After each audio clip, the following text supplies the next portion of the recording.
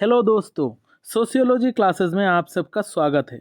आज हम डिस्कस करने वाले हैं agrarian structure and change in India. मतलब हम एग्रीकल्चर के पर्सपेक्टिव से हमारे इंडिया में क्या क्या स्ट्रक्चर रहे थे पहले के ज़माने में, ब्रिटिश इंडिया में और आज के ज़माने में, और इसमें क्या क्या चेंजेस हुए हैं, ये सारे चीज़ें आज हम डिस्कस करने वाले हैं। हम आज एग्रीरियन स्ट्रक्चर्स में क्या क्या चीज़ें डिस्कस करेंगे, ये ज़रा पहले देख लेते हैं। हम पहले देखेंगे कि Lenin and mouse 5 agrarian class, मतलब लेनिन माओ ने एग्रीरियन क्लास स्ट्रक्चर को किस तरीके से डिवाइड किया था। उन्होंने 5 तरीके से डिवाइड किया था। ये तरीके क्या क्या है, इनको डिटेल्स में हम स्टडी करेंगे। बहुत सारे थिंकर्स ने, बहुत सारे थ्योरिस्ट ने एग्रीरियन क्लास को बहुत तरीके से डिवाइड किया है, लेकिन हर किसी को हम पढ़ते नहीं हैं। हमें जो इम्पोर्टेंट है सिर्फ उन चीज़ों पर ज़्यादा फोकस करते हैं। जैसे अगर हम वर्ल्ड के पर्सपेक्टिव से बताएं तो लेनिन एंड माओ का जो क्लासिफिकेशन है एग्रीरियन क्लास का, उसको स्टडी करते हैं, और इंडिया के पर्सपेक्टिव से डेनियल थॉर्नर का जो 3 एग्रीरियन क्लास है उसको स्टडी करते हैं। फिर हम देखेंगे जजमानी सिस्टम। इंडियन ट्रेडिशनल जो एग्रीरियन स्ट्रक्चर है वो जजमानी सिस्टम है, वो किस तरीके से था, वो किस तरीके से काम करता था, ये देखेंगे। फिर देखेंगे चेंजेस ड्यूरिंग ब्रिटिश। ट्रेडिशनल ज़माने में तो जजमानी सिस्टम था, लेकिन उसके बाद ब्रिटिश जब इंडिया में आए तो उन लोगों ने किस तरीके का चेंजेस किए हमारे एग्रीरियन स्ट्रक्चर में, ये डिटेल में स्टडी करेंगे। फिर देखेंगे चेंजेस आफ्टर इंडिपेंडेंस। फिर इंडिपेंडेंट होने के बाद इंडिया ने क्या क्या चेंजेस उसमें लाए। फिर green revolution in India, India में भी ग्रीन रेवोल्यूशन आया था, वो किस किस एरिया पे आया था और वहाँ पर कौन से रिफॉर्म्स हुए थे, ये भी देखेंगे। फिर आखिर में देखेंगे डेनियल थॉर्नर का क्लासिफिकेशन ऑफ एग्रीरियन क्लासेस। उन्होंने इंडिया के पर्सपेक्टिव से इंडिया के एग्रीरियन क्लास को कौन सी स्ट्रक्चर्स में डिवाइड किया था, ये हम देखेंगे। अगर आप मेरे क्लासेस में नए हो तो चैनल को सब्सक्राइब कर लेना और वीडियो को लाइक और शेयर ज़रूर करना, क्योंकि शेयरिंग इज़ केयरिंग। इस चैनल पे आपको सोशियोलॉजी के रिलेटेड सारे वीडियोस मिलेंगे। यहाँ पर बहुत सारे प्लेलिस्ट्स हैं, आप प्लेलिस्ट से भी स्टडी कर सकते हैं। तो चलिए आज का क्लास शुरू करते हैं। हम पहले देखते हैं कि एग्रीरियन सोसाइटी क्या है। एग्रीरियन सोसाइटी एक ऐसा सेटलमेंट या फिर ग्रुपिंग ऑफ पीपल है जहाँ पर मेनली जो लोग रहते हैं वो लोग अपना जीवन चलाते ही है एग्रीकल्चर से। एग्रीकल्चर के बेसिस पे ही उस जगह का जो लोग हैं वो रहते हैं। उनका जो रहन सहन है, उनका जो खाना है या फिर अर्निंग है, वो सारे एग्रीकल्चर एक्टिविटीज़ से ही आता है। एग्रीकल्चर एक्टिविटीज़ सिर्फ खाने के लिए नहीं, खुद को बचाने के लिए नहीं, ये एक इकोनॉमिक एक्टिविटी भी है। अगर हम ज़्यादा प्रोडक्ट करेंगे, प्रोड्यूस करेंगे, तो उस प्रोडक्शन से हमें इकोनॉमी भी बहुत ज़्यादा बेहतर हो सकता है। इसलिए एग्रीकल्चरल जो प्रोडक्शन है वो सिर्फ ऐसे खुद को कंज्यूम करने के लिए नहीं, ये एक इकोनॉमिक एक्टिविटी भी है। अब देखते हैं class analysis of agrarian societies. Lenin and Mao के हिसाब से जो एग्रीरियन क्लास स्ट्रक्चर है इसको 5 हिस्सों में डिवाइड किया जा सकता है। Landlords, rich peasants, middle peasants, poor peasants और लैंडलेस लेबर्स। ये जो सीरियल है, यहाँ पर आपको सीरियली याद रखना होगा ताकि एग्ज़ाम में लिखने में आसानी हो। अब देखते हैं ये क्या है। लेनिन एंड माओ ने 5 तरीके से एग्रीरियन स्ट्रक्चर को डिफाइन किया है, 5 हिस्सों में बांटा है। पहला है लैंडलॉर्ड्स। लैंडलॉर्ड्स का मीनिंग क्या है? लैंडलॉर्ड्स वो इंसान है जो ओनर है, जो बहुत बड़े एरिया का जो स्ट्रक्चर है, बहुत बड़े एरिया का जो एग्रीकल्चरल सेक्टर है, उसको वो लोग ओन करते हैं। उनको वहाँ पर उनका लैंड होता है जो वो लोग डायरेक्टली या इनडायरेक्टली उसके ऊपर इंटरेस्ट रखते हैं। लेकिन ज़्यादातर जगहों पर जो लैंडलॉर्ड्स होते हैं वो डायरेक्टली काम नहीं करते हैं खेतों पर, वो लोग लोगों को देते हैं या फिर लोगों को रेंट में देते हैं। उनका डायरेक्टली इंटरेस्ट नहीं रहता उनके जो एग्रीकल्चर है उसके ऊपर। फिर आते हैं रिच पीजेंट्स। रिच पीजेंट्स कौन है? जो जगह तो रखते हैं, लेकिन उनके पास जगह होती है बहुत सारी, लेकिन लैंडलॉर्ड्स जो है उनसे कम होती है। और ये रिच पीजेंट्स अपनी जो जगह है, एग्रीकल्चर सेक्टर है, उस जगह पर अपना डायरेक्ट इंटरेस्ट रखते हैं, मतलब खेत खलियान करते वक्त खुद भी योगदान देते हैं। और वो लोग अपना कुछ हिस्सा जो टेनेंट्स है उनको रेंट में देते हैं, ताकि वो लोग उस पर उगा के उनको पैसे दे। फिर आते हैं मिडिल पेजेंट्स। इनके पास ज़्यादा लैंड नहीं होता है, लेकिन इतना होता है कि वो लोग अपनी जो ज़रूरतें हैं, अपनी जो नीड्स है, वो पूरी कर सके। फिर आते हैं पुअर पीजेंट्स। इनके पास ज़्यादा लैंड नहीं होता है, ये उनका जो लैंड होता है उनसे इनकम तो आता है, लेकिन उतना नहीं आता है कि उनका ज़रूरतें पूरी हो। इसलिए वो लोग दूसरे के जगह पर जाके काम करके कमाते हैं, या फिर दूसरों की लैंड को रेंट पे लेकर अपना गुजारा चलाते हैं। फिर आते हैं लैंडलेस लेबरर्स।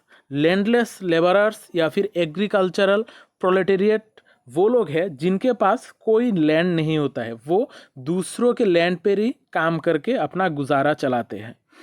ये लोग वो लोग हैं जो किसी वजह से, पहले उनके पास लैंड होता था, लेकिन किसी ना किसी तरीके से स्ट्रक्चर में चेंज होने के वजह से उनका जो लैंड है वो किसी और के पास चला जाता है। इसलिए ये लैंडलेस लेबरर्स एग्रीकल्चर में तो इंटरेस्ट रखते हैं, लेकिन दूसरों के यहाँ पर काम करना पड़ता है क्योंकि उनके पास लैंड नहीं होता। अब देखते हैं इंडिया के पर्सपेक्टिव से इंडियन जो एग्रीकल्चरल सेक्टर है, ट्रेडिशनल एग्रीडियंट्स स्ट्रक्चर है इंडिया का, वो क्या है। इंडिया का जो एक स्ट्रक्चर है, मेन स्ट्रक्चर, वो है जजमानी सिस्टम। इंडिया का मेन स्ट्रक्चर ही है जजमानी सिस्टम। ये स्ट्रक्चर नॉर्मली हमारा इंडिया का एक पिकुलियर फेनोमेना है। ये जजमानी सिस्टम और किसी जगह पर दिखाई नहीं देता है, ये इंडिया का ही एक सोशल स्ट्रक्चर है, एग्रीरियन सोशल स्ट्रक्चर। यहाँ पर क्या होता है, यहाँ पर दो ग्रुप्स में लोगों को बांट दिया जाता है। एक होता है जजमांस और दूसरे होते हैं कामिन्स। जजमांस वो लोग हैं जिनके पास लैंड होता है, और कामिन्स वो लोग हैं जो वो लैंड पे अपना काम करते हैं। लैंड में जो काम करते हैं, काम करने के बाद कुछ हिस्सा वो लोग जजमांस को दे देते हैं और कुछ हिस्सा अपने पास रखते हैं। इसलिए जजमांस जो है बड़े होते हैं, उनके पास ज़्यादा लैंड होता है, और कामिन्स जो है वो उस लैंड पर अपना काम करके अपना गुजारा चलाते हैं। जजमान मेनली वो कास्ट ग्रुप्स है इंडिया के हिसाब से। जब भी हम बात करेंगे तो कास्ट बहुत इम्पोर्टेंट फैक्टर है। इंडिया में कास्ट एक बहुत बढ़िया एक चीज़ है इंडिया के स्ट्रक्चर को समझने के लिए। इसलिए जजमानी सिस्टम में भी जो लोग हायर कास्ट से बिलोंग करते हैं उसके पास ज़्यादा अमाउंट ऑफ लैंड होता है, इस वजह से वो लोग जजमान होते हैं। और जो लोग कास्ट स्ट्रक्चर में नीचे, जैसे शूद्र हो गए और हरिजन या फिर दलित, ये सारे लोग कास्ट स्ट्रक्चर में नीचे बिलोंग करते हैं, इस वजह से उनके पास कोई लैंड नहीं होता है। वो लोग मेनली कामिन्स के हिसाब से काम करते हैं। अब देखते हैं कि ब्रिटिश कॉलोनियल रूल के टाइम इंडिया में क्या क्या एग्रीरियन चेंजेस हुए हैं, और इन चेंजेस के वजह से इंडिया में क्या क्या चेंजेस आई है। ये एग्रीरियन जो स्ट्रक्चर है, पहले हमारा जजमानी सिस्टम ही सबसे बेसिक स्ट्रक्चर था, लेकिन कॉलोनियल या फिर ब्रिटिश रूल के टाइम, ब्रिटिश लोग आने के बाद बहुत सारी चेंजेस आई है एग्रीरियन स्ट्रक्चर में। वो लोग अपने लैंड से, इंडिया के जो लैंड से, वहाँ से बहुत ज़्यादा पैसे कमाने के लिए लैंड के ऊपर ज़्यादा रेवेन्यू रखते थे, ताकि वो लोग ज़्यादातर प्रॉफिट कमा सके। इस वजह से इंडियन जो एग्रीकल्चर स्ट्रक्चर है उसमें बहुत ज़्यादा चेंजेस होने लगे। जो उन लोगों ने बहुत सारी पॉलिसीज़ चेंज किया, जिसके वजह से इंडिया में बहुत ज़्यादा इम्पैक्ट पड़ा। ये ज़्यादातर जगहों पर बहुत बुरा इम्पैक्ट पड़ा। उनके जो रूल्स रेगुलेशंस है, पॉलिसीज़ है, इनके वजह से इंडिया में बहुत ज़्यादा चेंजेस हुए। ब्रिटिश इंडिया में ब्रिटिश ने मेनली 3 तरीके का लैंड रेवेन्यू सिस्टम यूज़ किया था। वो है, पहला है ज़मींदारी, रायतवाड़ी और महलबाड़ी। इन 3 तरीक़ों का जो लैंड रेवेन्यू सिस्टम है, अपना रेवेन्यू कलेक्ट करने के लिए इन लोगों ने यूज़ किया था। बहुत सारी जगहों पर बहुत अलग अलग तरीके का रेवेन्यू सिस्टम था। इनमें से 3 स्पेशल है, ज़मींदारी, रायतवाड़ी और महलबाड़ी। इसके बारे में अगर कभी टाइम बना या फिर कहीं पर अगर ज़रूरत पड़ी तो मैं इन तीनों के ऊपर एक डिटेल क्लास करूँगा। अगर आप लोगों को भी ज़रूरत है तो कमेंट बॉक्स में ज़रूर लिखना। आज यहाँ पर सिर्फ हम इन 3 नाम को सिर्फ जानेंगे। और एग्रीरियन स्ट्रक्चर में कॉलोनियल टाइम में क्या क्या हुआ था। ये जो न्यू एग्रीरियन क्लास स्ट्रक्चर है, वो लोग जो रायतवाड़ी, ज़मींदारी, महलबाड़ी ये सिस्टम जब चालू किए हैं तो वो उनका मेन मोटिव ही था अपना पैसे कमाना, रेवेन्यू ज़्यादा कलेक्ट करना और जो इंडिया का जो पैसा है वो एक्सप्लॉयट करना, लेबर का पावर है वो एक्सप्लॉयट करना, ज़्यादातर पैसे बनाना। इसके वजह से जो गरीब लोग हैं वो लोग अपना खेत खलियान करने में इंटरेस्टेड नहीं थे, क्योंकि उनको ज़्यादातर पैसा ब्रिटिश को ही दे देना पड़ता था। उनका ऐसा भी रूल था कि अगर बारिश भी ना आए फिर भी उनको एक अमाउंट उनको ब्रिटिश को देना ही है। इसके वजह से बहुत ज़्यादा जो किसान थे उनमें खेत खलियान करने में डिमोटिवेट हो गए कि वो लोग खेत खलियान करना ही नहीं चाहते थे। ब्रिटिश कॉलोनियल रूल के टाइम उन लोगों ने ज़्यादातर अपना एम्फासिस किया था कॉटन को उगाने में, कॉटन क्रॉप्स जो होते हैं उनको उगाने में है, ताकि वो लोग इंग्लैंड के जो टेक्सटाइल मिल्स है वहाँ पर इन चीज़ों को बेच सके या फिर यूज़ कर सके, ताकि ज़्यादा पैसे कमा सके। इन सारे चीज़ों की वजह से इंडिया में एग्रीकल्चर सेक्टर में बहुत ज़्यादा प्रॉब्लम शुरू हो गई थी, क्योंकि कोई भी किसान अपना खेत खलियान करना नहीं चाहता था। सब लोग छोड़ रहे थे। ज़्यादातर लोग जो किसान थे वो लोग एकदम पुअर हो गए थे, उनके पास कोई पैसा नहीं था। इन सारे चीज़ों के वजह से यहाँ पर जो बिग लैंडलॉर्ड्स थे, जो ज़मींदार थे, उनके पास ही ज़्यादातर पैसा चला गया और जो स्मॉल और पुअर पेजेंट्स हैं उनके पास कुछ नहीं रहा। इसके वजह से खेत खलियान बहुत ख़राब हो गए थे, एग्रीकल्चर सेक्टर बहुत बुरी हालत में था। इसलिए इंडिया में फेमाइन और बहुत सारे मिजरीज आ गई, बहुत सारे जगहों पर दुर्भिक्ष देखा गया, जिसके वजह से महामारी आई और लोगों को खाना तक नसीब नहीं हुआ। अब देखते हैं ब्रिटिश कॉलोनियल रूल के बाद जब इंडिया इंडिपेंडेंट हुआ उसके बाद क्या क्या चेंजेस आए, ताकि हमारा इंडिया में फिर से एग्रीरियन स्ट्रक्चर अच्छा हो और एग्रीरियन सेक्टर में बहुत ज़्यादा बढ़ोतरी देखने को मिले।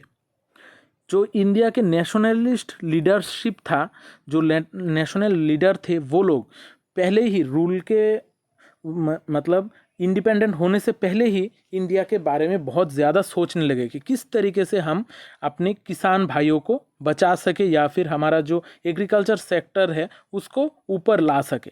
इसलिए वो लोग इंडिपेंडेंस के बाद ही इमीडिएटली लैंड रिफॉर्म स्टार्ट कर दिए थे कि लैंड जो है हर किसी में डिवाइड किया जाए, किसी एक के पास नहीं। ये जो सिस्टम्स है ज़मींदारी, रायतवाड़ी और महलबाड़ी, ये सारे सिस्टम्स को डिसमेंटल करके अपना एक लैंड सिस्टम तैयार करे, ताकि हर किसी इंसान को पैसा कमाने का मौका मिले, खाना मिले, अपनी ज़रूरतें पूरी करने का मौका मिले।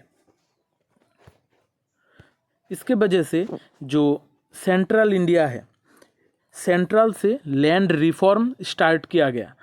पहले ही आते ही लैंड रिफॉर्म स्टार्ट किया गया। लैंड रिफॉर्म क्या है कि जिनके पास ज़्यादा है वो ज़्यादातर जो ज़मीन है, एक्स्ट्रा जो ज़मीन है, वो बाकी लोगों में बांट दिया जाए।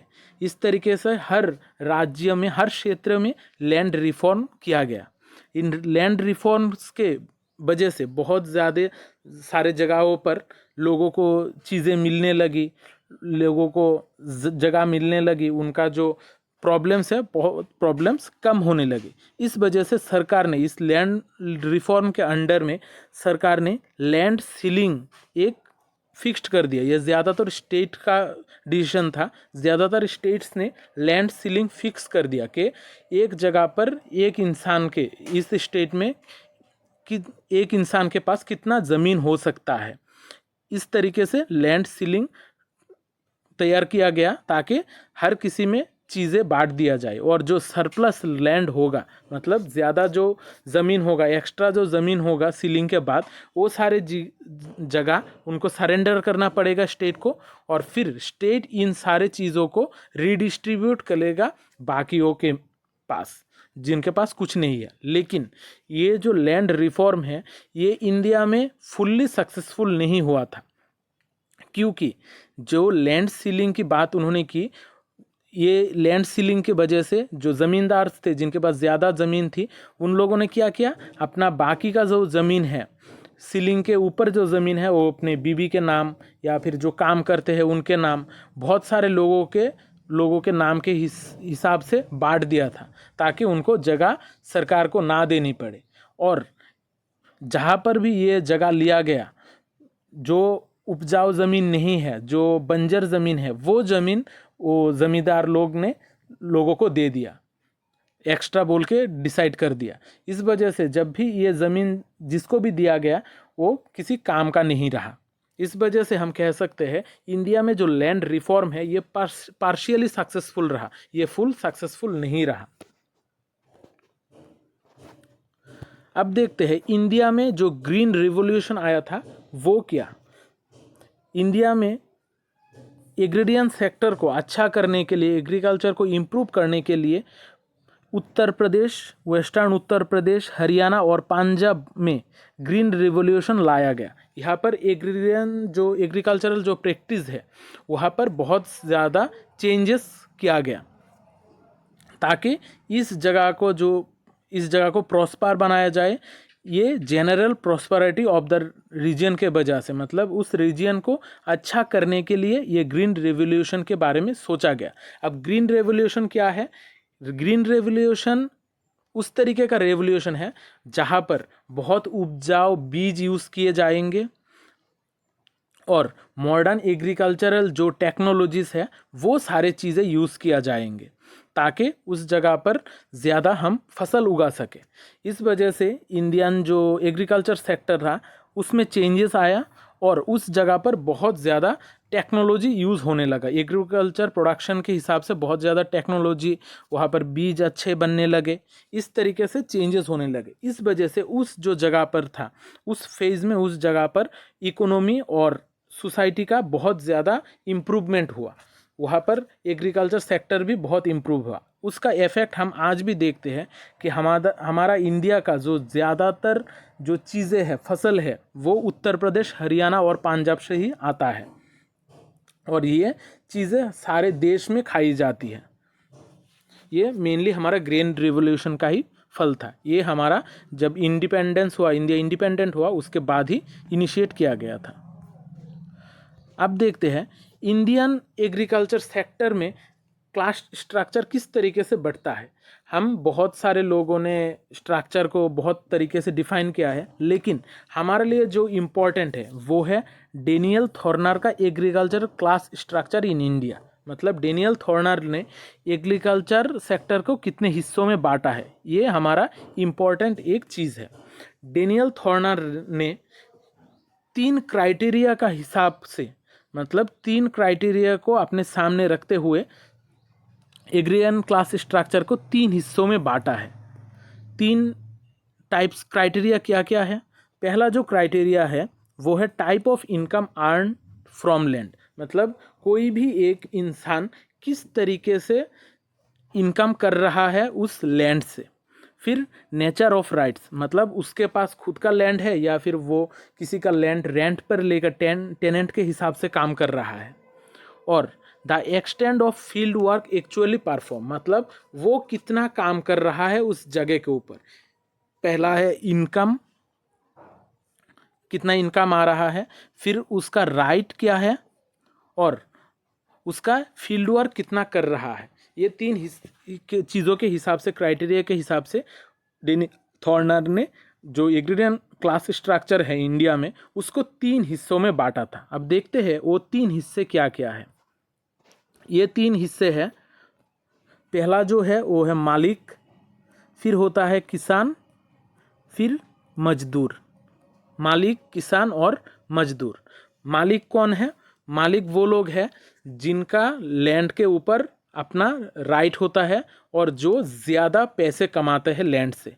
मतलब इनके पास पैसे ज़्यादा होते हैं, इनके पास राइट्स भी होते हैं और ये नॉर्मली उसके ऊपर काम नहीं करते हैं, उस लैंड के ऊपर वो काम नहीं करते हैं, दूसरों को काम करवाते हैं। फिर किसान। किसान क्या करते हैं?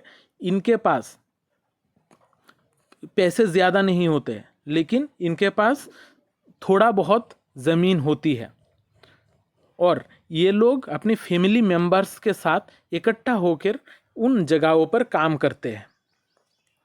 फिर होते हैं मजदूर। मजदूर कौन लोग हैं? जिनके पास लैंड भी नहीं होता है, जिनके पास पैसा भी नहीं होता है और जो दूसरों के ज़मीन पर लेबरर के हिसाब से काम करते हैं। अपना जो लेबर है वो देते हैं और वो लोग उनके बदले में उनको पैसे देते हैं। इन 3 हिस्सों में डिवाइड किया है।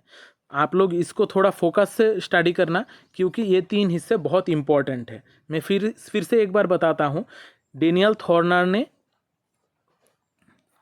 3 क्राइटेरिया में डिवाइड किया था, जो इनकम है, इनकम के बेसिस पे, राइट के बेसिस पे और फील्ड वर्क के बेसिस पे। और मालिक जो है वो लोग, उनका राइट होता था और वो लोग यहाँ से पैसे ज़्यादा कमाते थे, लेकिन इनका फील्ड वर्क कम था। जो किसान है उनका पैसा कम था, लेकिन जो राइट्स है उनका प्लॉट पे या फिर लैंड पे वो होता था और वो लोग खुद अपनी फैमिली मेम्बर्स के साथ उस पर अपना काम करते थे। और जो मजदूर है वो लोग के पास ना पैसा होता था, ना उनके पास ज़मीन होती थी, वो लोग सिर्फ दूसरों के ज़मीनों पर अपना काम करते हैं। आशा करता हूँ आपको आज का क्लास अच्छा लगा है। अगर क्लास को अच्छा लगा है तो लाइक और शेयर कर देना, क्योंकि शेयरिंग इज़ केयरिंग। तो मिलते हैं अगली क्लास में, तब तक अच्छे रहिए, स्वस्थ रहिए और दोस्तों में प्यार बांटते रहिए। जय हिंद।